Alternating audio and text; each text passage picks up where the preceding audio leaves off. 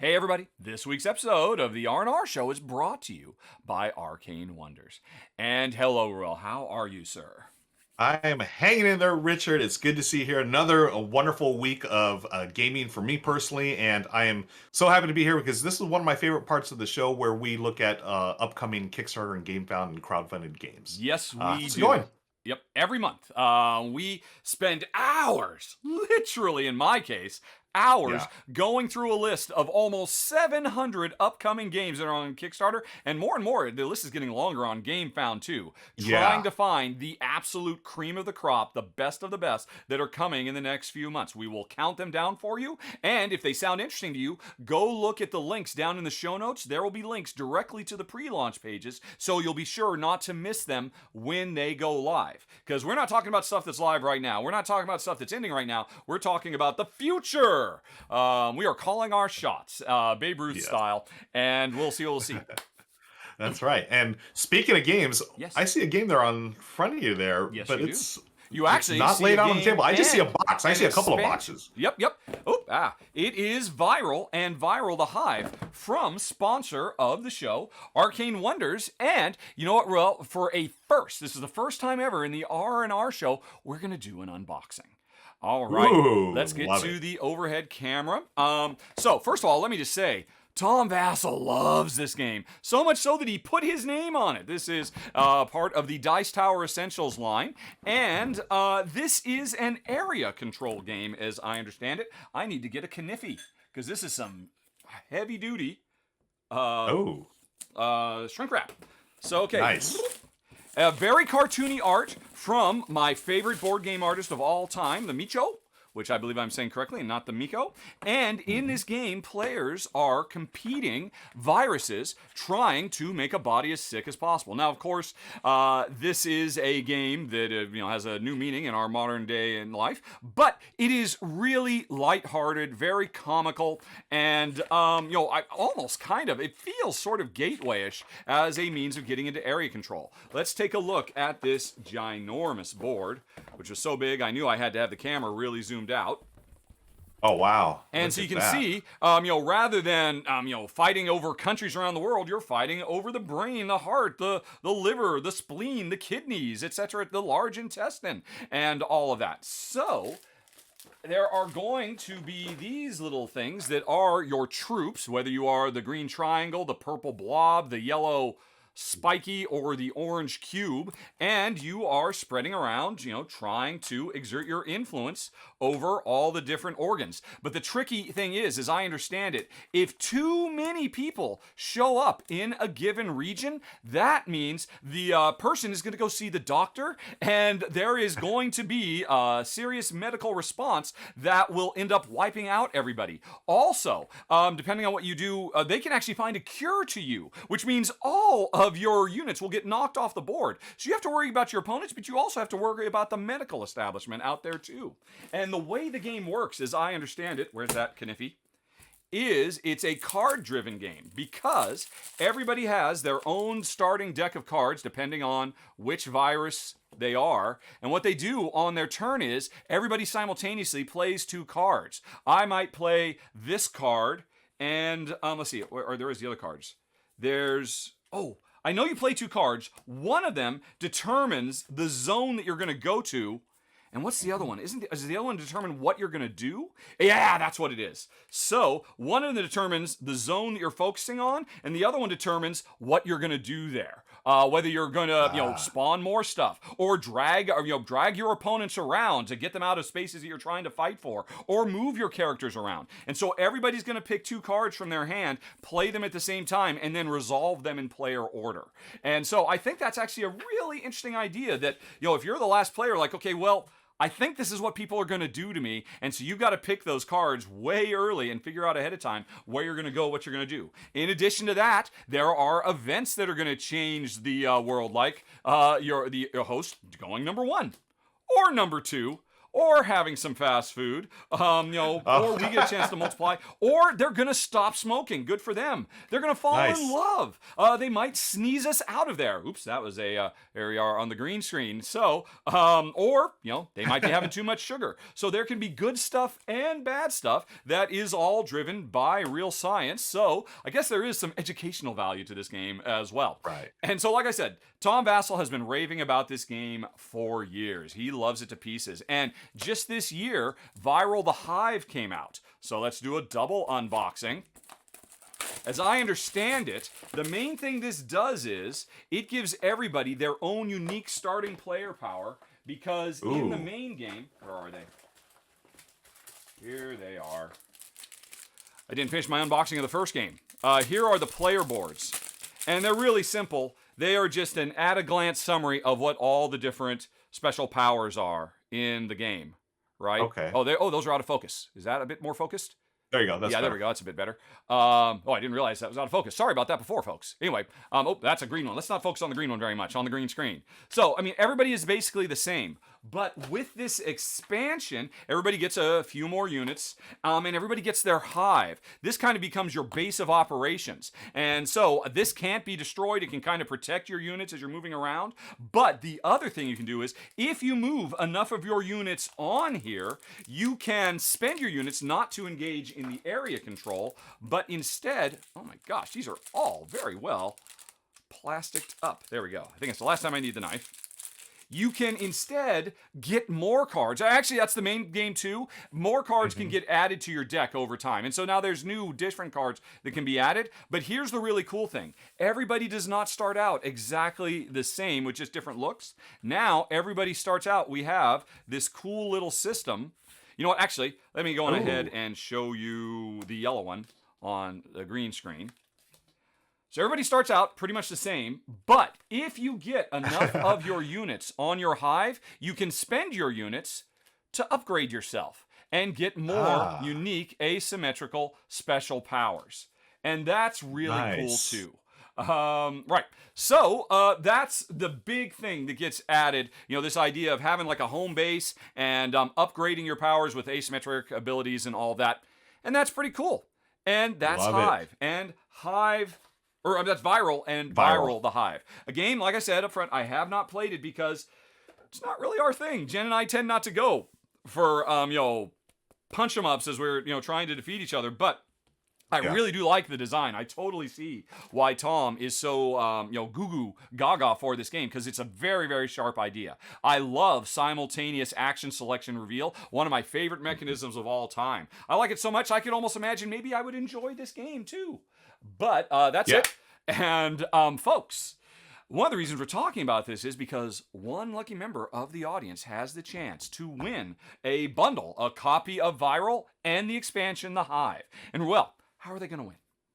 So, folks, in order to win your very own copy of Viral and The Hive, you're going to be listening to this during the show. One of us is going to say the secret word, and what you're going to do is send the name of the game that we're talking about when you hear the secret word to in an email to contest@rahdo.com. The secret word today is drums. D-R-U-M-S. Yes. One of us is going to say drums during one of these games, and you're not going to send the word drums. You're going to send the title of the game that we're talking about at that time to contest@rahdo.com. Why did we pick drums? To find out, watch us live on Twitch every Tuesday at 12 p.m. Pacific. We do a lot of banter and hanging out with the audience beforehand, and thanks to all our viewers that show up, they're the ones that help us come up with these words. So if you want to know the secret, you can watch the extended edition of this on YouTube later. Oh, I hate to be clickbaity, but reason number one will surprise you. Quite frankly. Cool. So if you want to check out the extended edition of the show, folks, hit that eye in the top right corner screen or follow the link. I mean, it's everything we're about to do, plus like an hour of additional stuff. Like we went off on our top 3 favorite Uwe Rosenberg games and had quite a big debate about that. And did we put the Agricola Caverna question to bed once and for all? You'll have to watch the extended show to find out. Because today, we are here to talk about upcoming Kickstarter games. But before we get to that, one more thing. As I said, one lucky viewer of the show has the chance to win Viral plus Viral the Hive. It requires you to win, get your question in to contest@rahdo.com. You have to be chosen. but you also have to be in North America, because North American players of this week's contest have the chance to win viral. For folks in the rest of the world, because in case you didn't know, over 60% of our audience is outside the continental United States, which is huge. So we don't want to leave everybody else out. So if the winner, of this contest next week is not in Canada, Mexico, or the United States, i.e. North America, then they will be winning a copy of Encyclopedia. Ooh, yeah, nice. Which is a game I covered on Kickstarter. It's finished its Kickstarter run, and it is actually now open for, its pledge managers available. So if you missed the Kickstarter and you were interested, you can still get in and get all the Kickstarter bonuses and all of that. It's available. There's a link for that down in the show notes too. But like I said, one of you, if you are the name drawn next week, and if you're not in North America, will be getting a copy of Encyclopedia. Watch my run through for more, because this game is phenomenal, folks. Really enjoy it quite a bit. Phew. All right. Ooh. Well done. All right. So, again, don't forget the name of the game, not drums, but the name of the game we talk about. You're going to send that in the subject to in an email to contest@rahdo.com, and you'll be entered to win either viral or Encyclopedia, depending on where you are in the world. Yep. And I should say, you have until May 3rd in the, say, 10 a.m. PST to get your entry in, because we'll actually do the drawing for this on next week's show that we do live on Tuesdays. So if you want to be there live and watch the Wheel of Names spin, and we started customizing the Wheel of Names for the first time. Yeah. I'm excited about next week's customization change we're making to the Wheel of Names. We are so clickbaity right now. Come back for the wheel, yes. the new wheel of a lot of crazy stuff happens in the extended show, folks. But enough of that. Let's actually talk about what we are here to talk about. Our top 10 upcoming crowdfunding games. Wait. Can you tell me a little bit about that shirt you're wearing there? This shirt? I love shirt. this shirt. This shirt is from Thinker Themey, Amy and Maggie, one of the absolute best YouTube channels, one of the fastest growing YouTube channels for board game coverage. They are recently married. Congratulations to Amy and Maggie. So happy for them. Yes. But that's not the only reason to celebrate, although it's really the main reason. But I've got another thing. Ruel, this is my 10th year of filming. This month, the month of April 2022, I'm celebrating my 10th year. One of my most excited ways I'm celebrating it is bringing Amy and Maggie onto the channel. This month on Thursday, what day? Thursday, the 28th, the first run through from Thinker Themer for Radlands is going to go live. And folks, I have watched it a couple times already. It is hilarious. It is so much fun to watch because it's the two of them doing a run through simultaneously. And it just works wonderfully. You are going to absolutely love it. And if you want to know more about Maggie and Amy, you can hit that eye in the top right corner screen or follow the links in the show notes. I will retroactively put a link to their run through, once the video goes live on Thursday. I am so excited. It's why I've been wearing their shirt all month to celebrate. Not my 10th anniversary, but and admittedly, their wedding. Again, congratulations to them so much. Oh, also, by the way, congratulations nuptial-wise to Shay, who also got married. Right. It's why you've noticed a bit of a drop-off in his volume because he's been celebrating. He's going to be back up to full speed very soon, too. Ruel, on my 10th anniversary, the channel is growing. I am very excited. I am super fired up. And again, welcome, Amy and Maggie. I'm so happy you're here and can't wait to see what you're all up to. Yep. Well, now, if you don't mind, I'd like to continue with whatever I was just saying before you so rudely interrupted. All right. My bad. Let's actually talk about what we are here to talk about, our top 10 upcoming crowdfunding games. And I had 9 or so that I was really drawn towards. So of this list, 5 of mine are going to be on here. You have 5 as well. Did you find more, or was it like slim pickings for you, or what?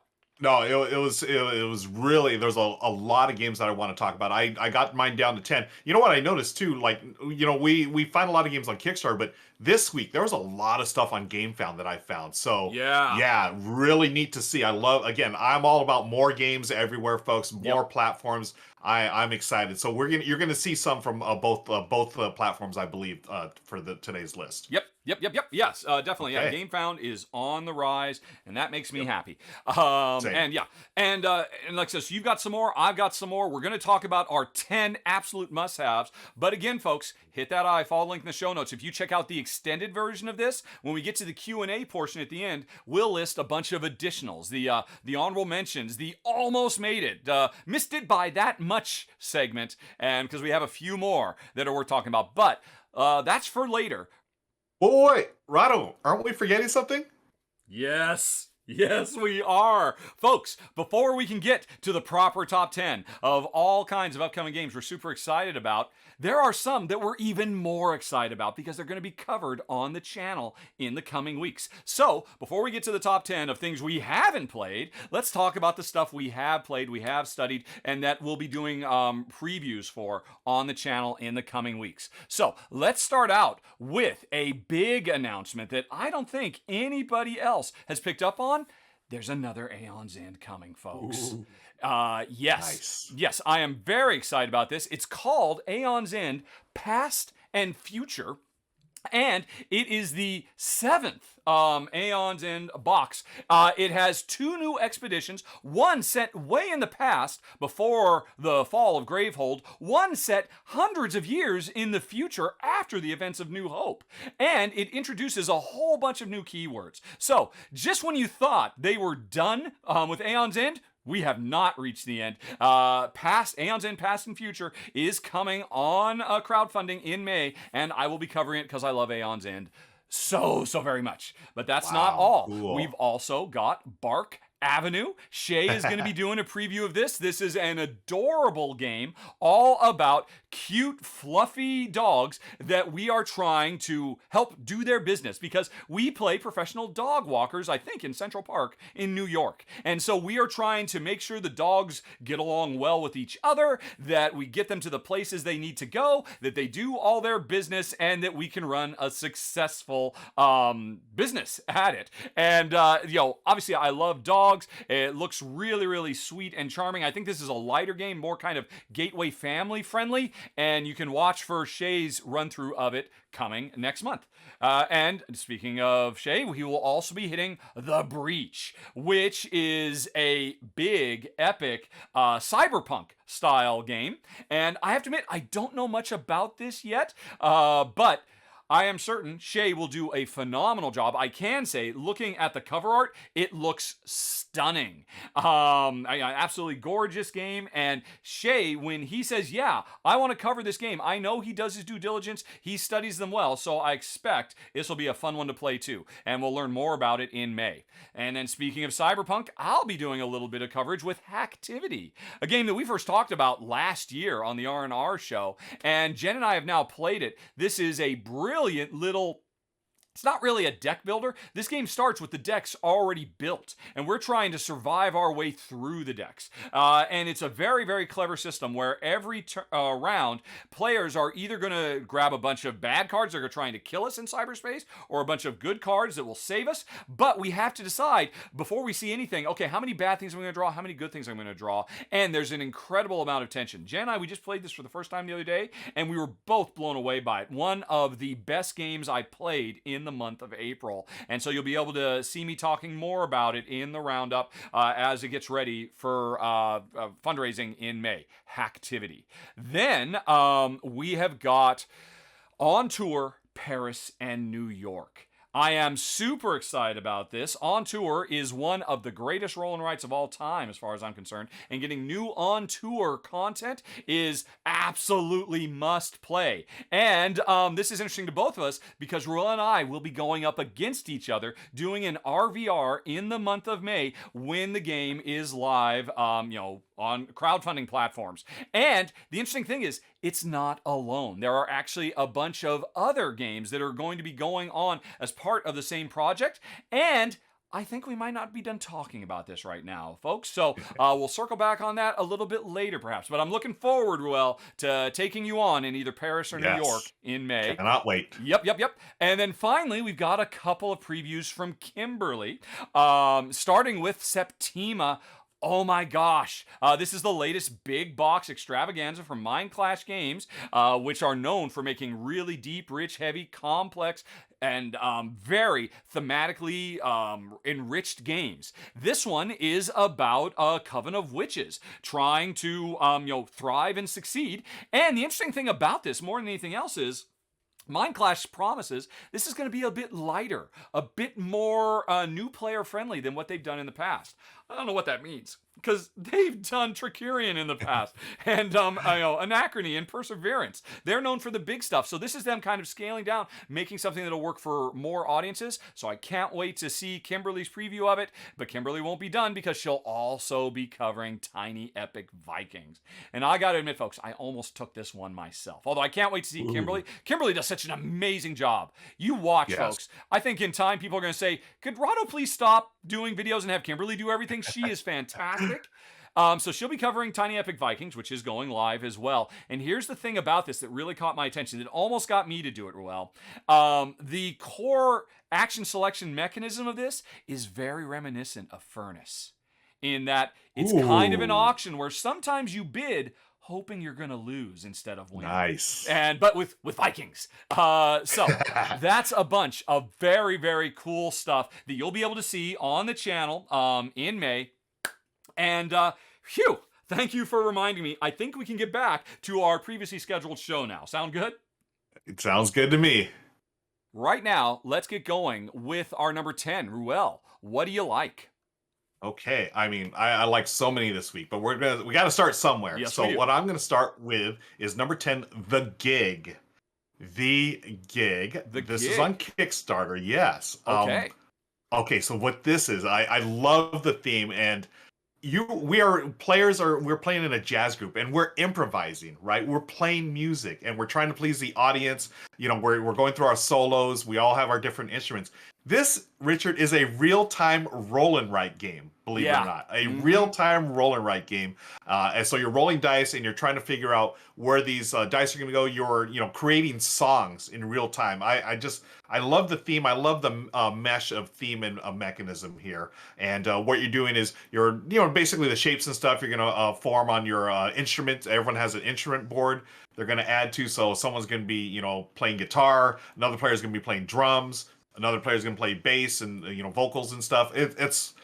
I absolutely love the theme, and I can't think of any other games that do this, especially with the real time roll and write. But also just I want more games about musicians. One I think of is like Big Easy Busking from Weird Giraffe. They did one about playing as street musicians. But this one, I mean, you're literally in a jazz club, just playing games. It's a quick game. It's like 20-30 minutes. I keep raving about the theme. I'm so about this theme, and I love roll and writes. You toss in a great theme like this with the roll and write, I'm all about it. That's why it's our number 10, The Gig. I approve that decision. I'm really excited about this one as well. In fact, I've actually read the rules because Braincrack contacted us about maybe covering it for the Kickstarter campaign, and I really wanted to, as it sounds so much fun. The tricky thing for me was I am really behind the 8 ball on stuff I've got to cover. Plus, to do a real-time roll and write, I would have had to get Jen on camera too,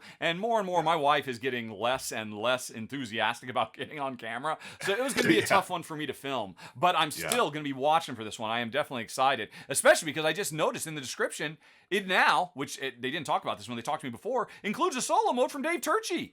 If that was right, that's right. Yes, I totally forgot about that. I'm glad you brought that up. And I don't think when it first, was announced, I don't know if that was part of it, but yes, it includes a solo mode by David Turczi. That's right. Yep. Yeah. So definitely a great theme that looks like a lot of fun, and a new take on roll and write, doing new stuff. Looks really thematic for a roll and write. And I was really impressed by the mechanisms from when I read the rules. So that's number 10, The Gig.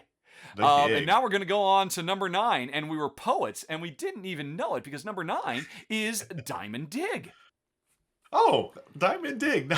Yeah, I Nice. know. It is quite surprising. Because here's the deal, folks. Neither Ruel nor I know what the other is going to choose. We both come up independently with our own top 10. We send them to a mutual friend who does some jiggery pokery and makes sure we don't have any overlaps. So this is basically my top 5 versus Ruel's top 5, but he might have taken my top 3, and so I've got really my number 6 and stuff like that. And Diamond Dig really caught my eye. It's from Alan Moon, Mr. Ticket to Ride. You know, you don't get much closer to board game royalty than that. He's teaming up with a newer designer, Bobby West. And unfortunately, folks, all I can show you is this picture. I looked all over the publisher's website. I looked on Facebook. I couldn't find hardly anything that gives an idea of what the game looks like, but I can tell you what it feels like because on Board Game Geek, this is listed, or this is the way it's described as it's kind of a spiritual successor to Ink and Gold or Diamant. Oh, okay. Yeah. And I mean, that push your luck. Yeah. I'm sure you've played Ink and Gold or Diamant, right? Yes. Yep. That is widely considered by many people to be one of, if not the greatest push your luck games of all time. And we're friends here, right? This is yeah. This is gonna be okay. I can It's a safe openly space, admit, yes. I have never played Ink and Gold or Diamant, folks. Oh, wow. It's a 3-player minimum game, so I've never sought it out. True. So when I saw Diamond Dig is another push your luck game about, dwarves digging deeper, pushing their luck, trying not to bring back, fistfuls of dirt, but actual gems and all of that, and how far do you push before you bust, all of that good stuff, but now in a fantasy setting, I was like, okay, great, but it supports 2 players. So I'm on board in a big way because I've always wanted to play Ink and Gold. I know you can play it, but I've always heard that Ink and Gold, like the first half of the game, is really boring unless you've got a bigger group of players, and it only gets down to 2 at the end. So a game that was designed with 2 players from the get-go, Alan Moon revisiting one of his greatest designs of all time with a new designer. Originally he did it with Bruno Feduti, now he's working with Bobby West. How could I not put this on the list, which is why number 9 is Diamond Dig. After the gig. After the gig, the Diamond Dig, and nice find. I totally missed this one, but yeah, you're right. The second I heard Alan Moon and Press Your Luck, I'm all in. So that's great. Good call. Let's move on to our number 8, which is going to be number 8 is Robomon. Robomon, folks. Yeah, this one caught my eye because of the theme. Again, I think this week's the themes have really jumped out at me.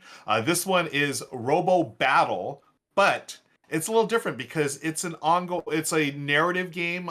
It's not just, you're going to be rolling dice, you're going to be battling, but it's a cooperative game as well. So basically, this is like a post-apocalyptic world. There's been wars and it doesn't look like it. Climate change. The animals are gone, but the robots are still here. Okay. But we're gonna piece back the environment and the ecosystem. But you're gonna still use the Robo Rangers. I think they're called Robo Rangers to battle it out and have some fun. And you're gonna explore the world through an adventure book, right? So you got sort of like this choose your own adventure style thing, and then you're gonna eventually, hopefully become the ultimate trainer of these Robo Rangers.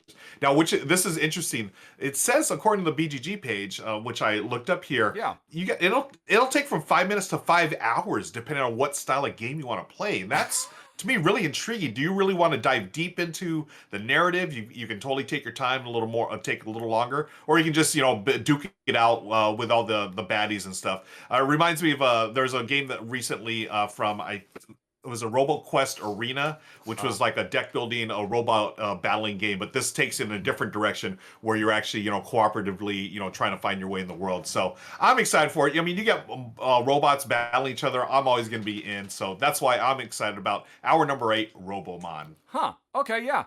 That is really weird. When you started to describe the setting of this, I was getting a big disconnect with what I'm actually seeing because it looks like a very bright and verdant and colorful and charming and happy, upbeat world where finally humanity has stopped pestering all those poor Pokemons and let them live in peace and instead has decided, okay, we still need to see those little critters battle, so we'll make robots for that express purpose, which I think is definitely a step in the right direction. Yeah. Good job, humanity. Number 8, Robomon. Yeah.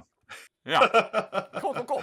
Okay. Well, there is definitely some synergy going on here. We're not rhyming again this time, but moving on from that to our number 7, we have got Kabuto, Sumo, Total Mayhem, Ooh, and so much more. yes. Yeah, I'm Yes, excited yes. about this one in a big, big way because Same. it's actually 4 games, all from publisher board game tables. And I gotta say, I don't know what's up with board game tables. They're just supposed to make tables, but they have been on such a tear, making really great games. And so this is a multi-game. Oh, what do you call it? Campaign on Kickstarter Yeah. that's coming soon, where I think the lead game is the expansion for Kabuto Sumo. And I'm pretty sure, Ruel, you've played Kabuto Sumo, right? Yeah, wonderful dexterity game by Tony Miller. A lot of fun, very, very great, a great gateway game where you can teach in in a minute or two, and right away just get into like pushing these little sumo bugs. I think they are Yeah. monsters on off the little map there. It's really clever. Yep. Yeah. And so, what this new expansion adds to the sumo battle is, I believe, props.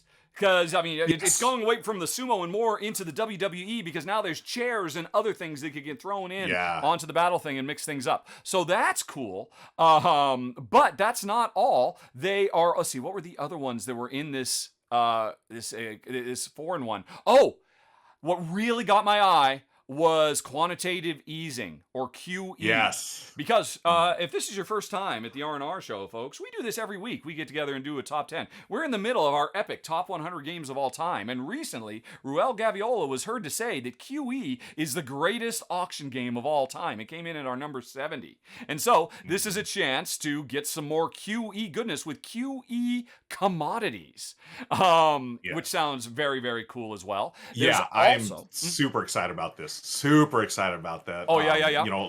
QE, the greatest pure auction game out there, and then you add more. I'm all for it. But anyways, continue. There's more to this than just those two. We got a couple more but things yeah, here. QE, the auction game where you can bid whatever you want, however much you want. So Ruel can bid 3, and I said, okay, I'll bid 3 million. And Ruel can say, okay, well, I'll bid 3,000,003.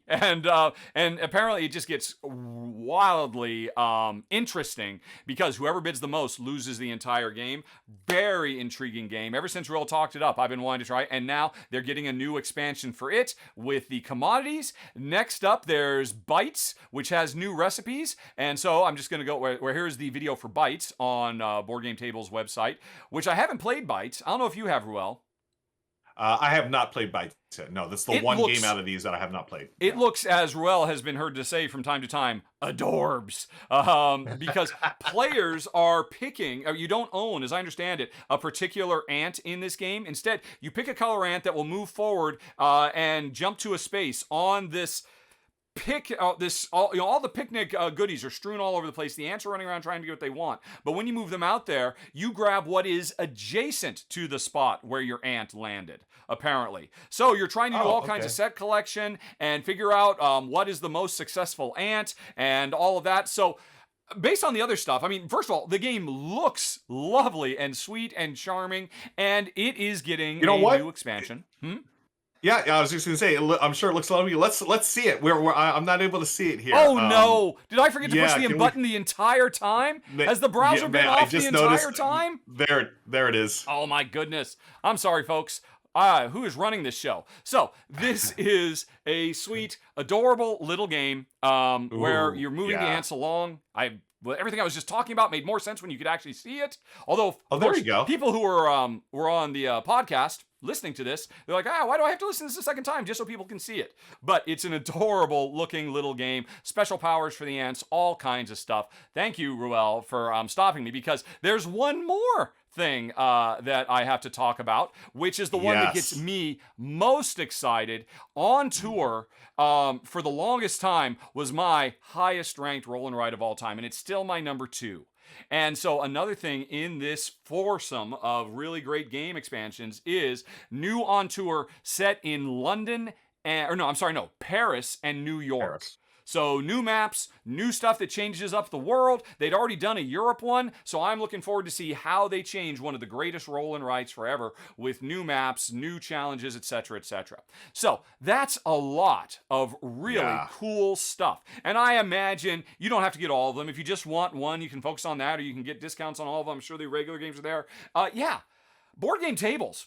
They do not need to stick to tables. They are just knocking it out of the park in the biggest way imaginable, which is why number 7, Kabuto Sumo Total Mayhem, and so much more is on the list. Yeah, I knew this was also on my short list, and I knew you're going to be hyped about that on tour expansion, because I am too. I want to see where they take this. If it's going to be, it's going to reinvigorate the base game, or I think is it a standalone expansion? I'm not sure. I wasn't sure what it said on the page. I believe each one of the I believe they're all honestly, I don't know. Okay, no worries. Yeah. I came for the on tour, and then I stayed when I learned about all these other games, and I knew I wanted to try QE, and here's hoping QE somehow becomes a 2-player game. It probably won't, but I can always hope. Yeah, well, hopefully. Well, you know what? At the next convention we run into each other, we'll find the third, and we will must. Play it. Yeah, must play it. Awesome, great choice. Let's move on now. That was number 7. Let's move on to our number 6. Okay. And now, funny thing about number 6, so it's Fliptown for me. Ooh. Funny thing about number 6, this just went live this morning. Did it? It went live, and it's already been funded. So, folks watching this, check it out. Fliptown, it's another roll and write. I mean, I'm a sucker for these for roll and writes, but this is actually a flip and write. Hence the name Fliptown. It is a Western themed game. And what you're doing, I love this. It sort of ties into the whole Western theme. You're using an actual standard 52 card deck of cards, right? 52 cards with the 4 suits, hearts, clubs, spades, and one of my hearts, clubs, spades, and diamonds. But this game is by now I forget the designer's name. I need. I'm sorry. Aramini. Stephen Aramini. I don't know if so I didn't remember his name, but he's done he's worked on a lot of wonderful games, including some of my favorites like Sprawlopolis, Circle the Wagons, Agropolis, Animal Kingdoms, Tricky Tides. Done a lot of great stuff, and this is I believe he started this company for this game alone. Oh wow! Fliptown. Yes, so this is his breakout game design or game for his game company. It's about a 30-minute game. You are in the Wild Wild West, and what you're doing is flipping over 3 cards. One card is going to be assigned to the suit, another for the value, and then one's going to represent your poker hand. So the suit is going to tell you what area you're going to go to on the board. The value is going to get you, it gives you a specific site that you go to, take an action, and it's puzzly from what I understand from what I'm reading here, and you can play it solo as well. They have 2 different solo modes, in fact. You can play the, beat your own high score, or you can play against a cowboy AI, I think they call it, against like a specific robot AI. I'm all about this because any game that can take a standard deck of cards and make it into something special like this has got my attention. And as you can see there, you're scoring along. You have your advanced modes. You can get additional player abilities and so forth. Hey, there's Alex from Board Game Co. I'm all about it. It's already been fully funded. I'm going to back it probably right after the show. So that's why it's our number 6, Fliptown. That's a good call. I was trying to look for it and I couldn't find it because I didn't realize, it's actually on Kickstarter.com right now. It's not a pre-launch page anymore. But that's right, yeah. I agree. Steve Aramini is definitely, what was it? His breakout title, was it like Station Master or something like that? Really simple, straightforward game that kind of reinvented Uno, and I was really impressed by that back in the day. And he has just gone on to do better and better and better stuff nonstop. And so, congratulations that his freshman effort at doing his own self-publishing is already blowing up. That I am so happy for Steve. Yeah. Congratulations, and that was number 6, right? Fliptown. Right. All right. Okay. Cool. Let's go from a startup, using Kickstarter to make all his dreams come true, to a tried and true, board game startup company that never fails me. I am always happy to see what Queen Games has up their sleeves, and right now they've got Kingdom Builder Empire Edition. That's going to be going live Nice. this month. Or I'm sorry, not this month, in May. It's still April as we're recording this right now. And folks, I love Kingdom Builder. I think it totally deserves its Spiel des Jahres win from many, many years ago. I have talked about this game at great length when I did my original run-through, and more recently when I did a run-through to its sequel, Winter Kingdom. And contrary to some people's opinions, I think Kingdom Builder is the superior game. And over the years, it has definitely proven very popular because it's gotten a ton of expansion content, and I've picked all of the expansions up over the years. And actually, I think maybe it was 2 years ago, they did a Kingdom Builder big box where they brought everything together, but that was okay. I already had everything by that point. Well, Queen Games is back with the Empire Edition, celebrating its success over the years. Might even be an anniversary timed thing. I'm not quite sure. But the thing is, this is another big box, and it's got everything that's ever come out so far, plus presumably some new stuff as well. I think it says there are some new elements. But more importantly than anything else, for the first time, we can play Kingdom Builder with cool miniatures for all of the buildings. So, of course, the entire point of Kingdom Builder is slowly claiming territory on these wonderful, colorful hex maps, just putting out little wooden pieces. And that's always been fine, but now you can get a cool deluxe miniatures version where you've got much neater looking, unique pieces for each of the different player colors, which I am very excited about. And because I love Kingdom Builder so much, and this is basically, just blinging it out in the biggest way. And some people might say, but I already got the big box edition, or over the years I've gotten every single expansion like I have. Don't worry, folks. I don't think this has been announced yet, but I did confirm with Queen that there will be an option on this campaign for people who already have everything to say, look, I just want the new stuff. I just want the plastic pieces. I just want whatever new expansion promo content is there, and I'm happy with everything else I already have. So you are not stuck buying a whole new version. You can get just the facts, just what you need. And I am very excited to bling out one of my favorite area control games of all time, Kingdom Builder. Yeah, I'm so glad you talked to Queen about that, because I was wondering, do I have to get rid of all my Kingdom Builder stuff and get this? No, I can just get the cool, the upgraded stuff. So that's a great call. Kingdom Builder, I feel like it's a bit underrated, don't you think? I don't think people. Yeah, I don't think people. Maybe it's because it was Donald Vecchierino's game after Dominion, so it wasn't Dominion, so people sort of wrote it off. Yeah, I think it's wonderful. Awesome area control game, and quite easy to teach. Honestly, you can teach it to anyone. So great call. I'm so glad that's on there. Okay, so that was our number 5. Let's move on to number 4. I am super pumped about this one. Number 4. Just the theme alone, Andromeda's Edge, folks. This is a sci-fi game. I'm going to tell you why I'm excited about this one. Number 1 and number 2, Luke Laurie. The designer, folks, designed one of my favorite games of last year, I believe, called Cryo, another sci-fi game. This is got some similarities as far as it's a sci-fi game, it's a worker placement game. But boy, this one seems like it's taking it to the next level. You've got upgradable starships with different abilities. Each player is going to have a different faction, gives you different abilities, and then you have the board itself is going to be modular, so you're going to be switching around the board and stuff with different worker placement actions and everything. This has got my name written all over it. I'm fired up to play this one. And then as the game progresses, you're going to be building new civilizations on the board there, observatories, factories, financiers, and everything. Are there any pictures of it anywhere? No, not that I could find.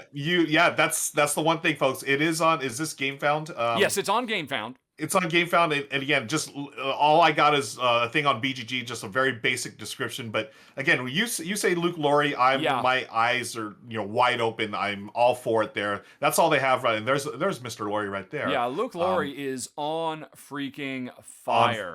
These right? days.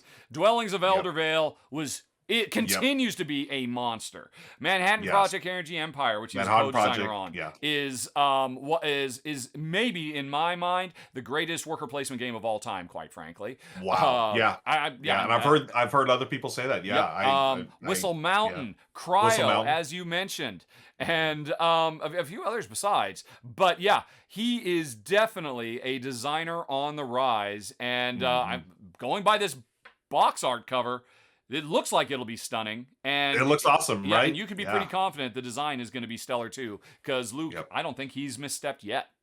Yep. So that's why it's our number 4, folks. Andromeda's Edge. Okay, nice. Well, let's move on to number 3. And this is a tricky one for me. I actually had to go and look up how to pronounce it, and I've written it out phonetically for myself. Let's make sure I get this right. Number 3 is Oranienburger Kanal. Oranienburger Kanal. Wow. Oranienburger Kanal. And I probably, that sounds wrong to me, but it's what I wrote down. Oranienburger Kanal. So I could say the word over and over and over again, but that's kind of meaningless. Let's actually go take a look at it instead. Another game that's coming on GameFound.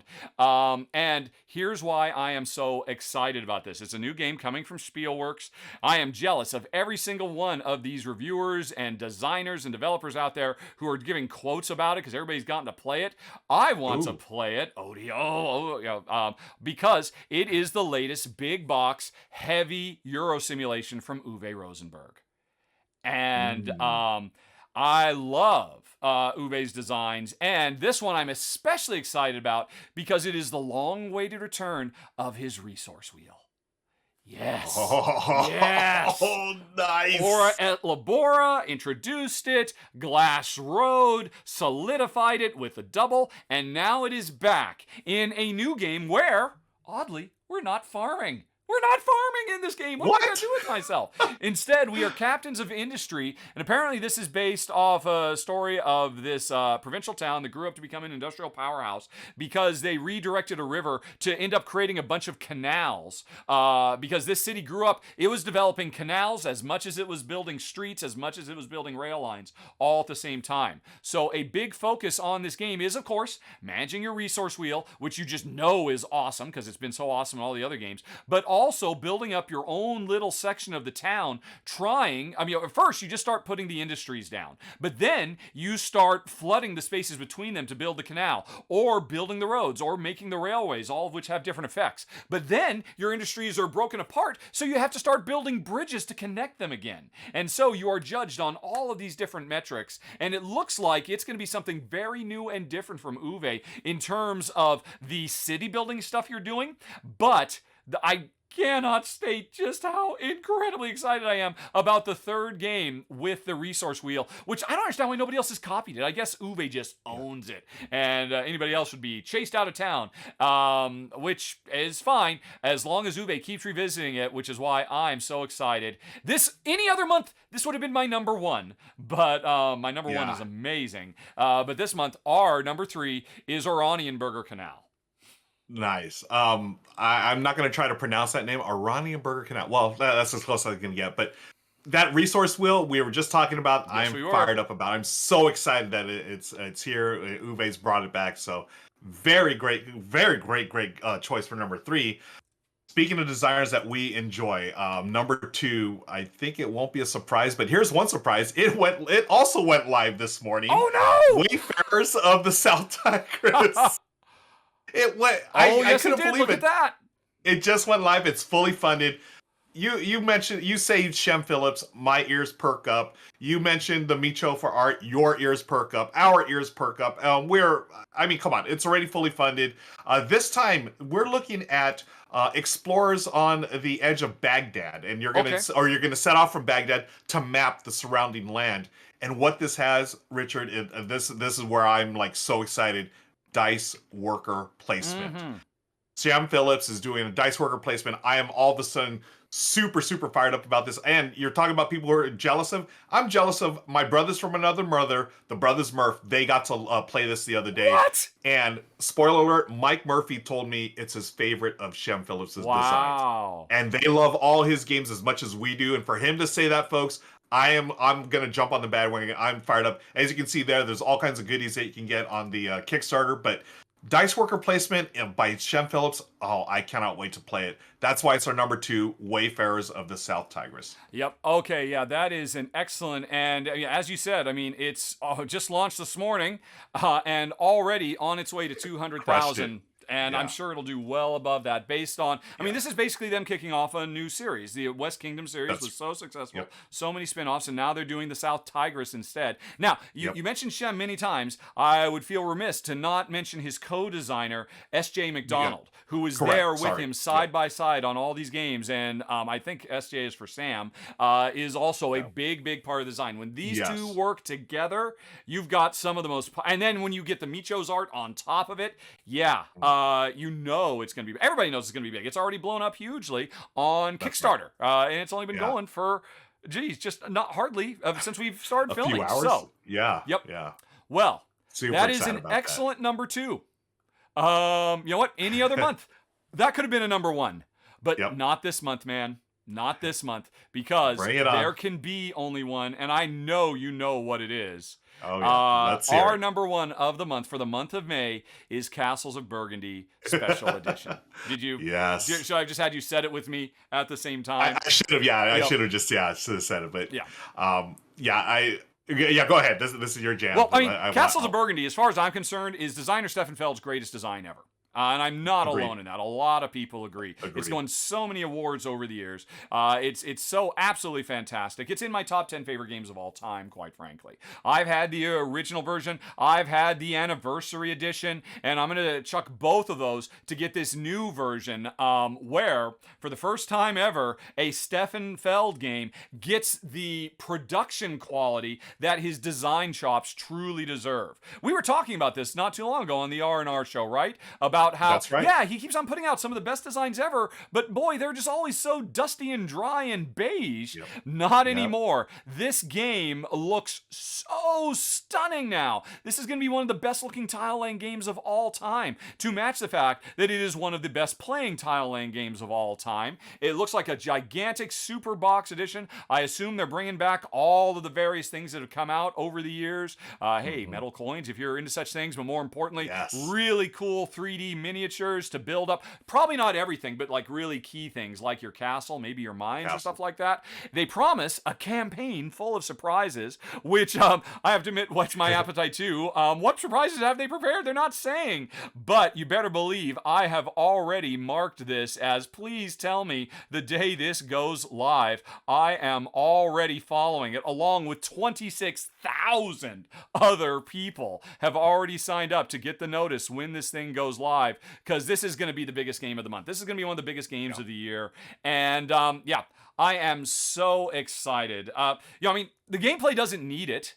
The gameplay is just about perfection as it is. But hey, if I'm going to sit down for a game that I'm going to play for 60 to 90 minutes that I absolutely love, I want to love what I'm looking at too. And I've never really gotten the chance to do that before, but now I will. And and I can't wait to see what the campaign full of surprises are when longtime Burgundy publisher Aaliyah teams up with Awakened Realms, who are the modern masters of super gigantic, bombastic, everything in the kitchen sink thrown into the gigantic box campaign. So I'm very excited. Boy, what is going on in 2022? Was it last month? We had the super big deluxe La Granja from Board and Dice, and now we've got the most deluxest Euro deluxification the industry has ever seen with Castles of Burgundy.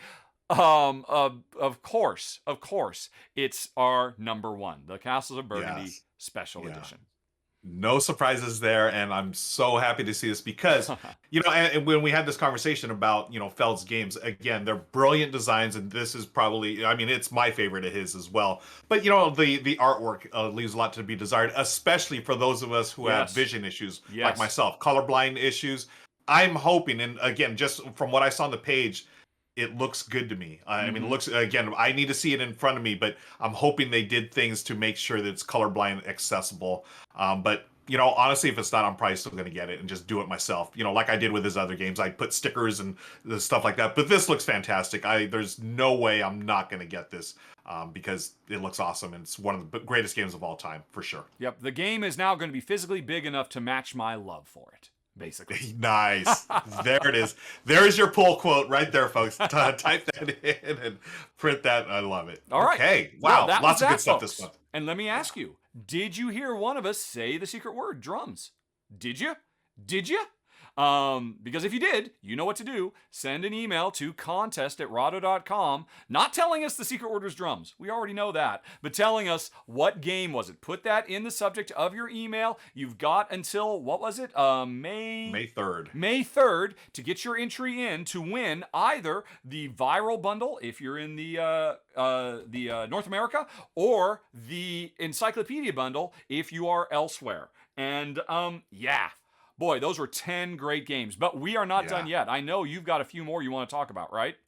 I do. What about you? I do as well, which is why, folks, we're going to stop the show now, but we're going to continue into the post show where I've got like 4 other games at least I wanted to talk about, and we'll do some Q&A with the audience. If you'd like to catch that, again, it's the extended edition of this show. Hit that I, follow the links down in the show notes because we're not done. But for the purposes of this show, I'm going to say thanks for watching, everybody. Talk to you later. So long. Bye-bye. Bye-bye to you, Ruel. Thanks for showing up. Thanks Bye-bye. for having some really good knowledge. Thanks for keeping me on the straight and narrow when I forgot to put stuff on the screen. That's all good. And also, finally, thanks to sponsor of the show, Arcane Wonders. Have a nice day, everybody. Talk to you later. So long. Bye-bye.